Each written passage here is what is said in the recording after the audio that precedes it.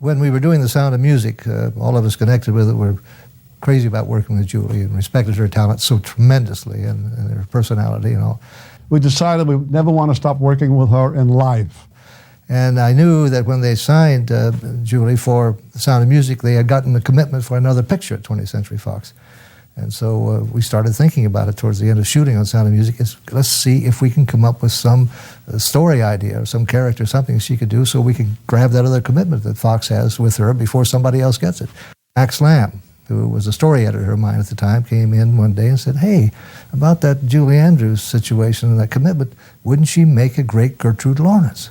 This lady has crossed my path many, many times, and I had been asked to consider doing something similar a couple of times before, but never had it been sounded so appealing, or never had it sounded so good as when Bob and Saul Chaplin spoke to me about it. One of the selling points with Julie was the fact that we saw this as something, as not the great beginning-to-end definitive biography, a documentary biography of Gertrude Lawrence, but the story of her life, particularly from World War I, when she started, until the beginning of World War II. And we wanted to make it a very realistic approach to the theater and putting the theater and the backstage theater and the theater personalities on the screen instead of just an out-and-out sort of glamour piece that would show only the glamorous side of Gertrude Lawrence's life. Just their enthusiasm and the things that they described to me got me interested, and I said, yes, I think it would be a wonderful thing to do. I'd like to do it. I was a little intimidated because I knew that Gertie Lawrence was a huge star in her own right. I wasn't sure that I could do her justice. But I felt confident that she could do it, and do it wonderfully well from my experience of working with her on Sound of Music, and realizing from working with her on that picture what a greater range she had than had been called on for any film so far. I actually enjoyed the challenge of playing something a little bit more heavy, a little bit more real, a character that actually had some reality rather than just being one-dimensional. This lady certainly had an awful lot of dimensions to her. That's one of the things she liked about the project too. It was a challenge for her, and she worked so terribly hard at how she worked with Mike Kidd and on the numbers. Julie's disciplined. She's serious. She works hard. She takes correction. She takes suggestion. She's eager to do her best. She's a perfectionist. She's not particularly attached to the image of the proper Mary Poppins image, for example, because she has much more to offer as a person than that wonderful sense of propriety, which I am not denigrating in any way. But she has great fun about her. The thing that's unfortunate about Julie's persona, as far as the public is concerned, is they think she's this proper English girl. I guess that the accent does that. She's not that way at all. She is so funny, and she is such fun, that we used to have a ball. I remember lots of times at rehearsal, we said, listen, we better get back to what we're doing. We worked long hours sometimes, but nobody ever really showed it. I think I always like a kind of upbeat, happy working atmosphere on a set. There's such a quality, an atmosphere on the set when you're in a musical. The fact of having music around somehow makes the whole place that much more joyous. What fun we had! When we got onto the theatre set where we did these crazy numbers, I mean, the crew were in hysterics. It was so hysterical that when Bob said cut, the whole crew just broke up. It took a long time to settle them down a bit. Julie used to come to rehearsal, and she was just one of us. She's one of the girls. She was wonderful to work with. She's so professional and warm, down to earth. Mr. Wise said to Julie at one point, now I'd like you to cross camera. And Julie said no. And he was a bit startled, and he said, what? And she said, I'm not crossing the camera and upstaging Bernie while he's doing that. And of course, I've loved her dearly ever since. I remember we were doing a scene. I was not on camera. The camera was on her, and she was singing a song. And I responded as my character would. And it was very easy because I was very moved by her singing.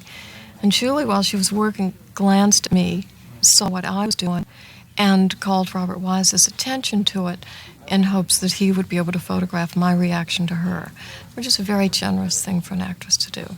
I did feel a bit out of it in an ordinary suit amongst all those togas and fancy dresses, but having Julie sing to me personally sort of made up for it.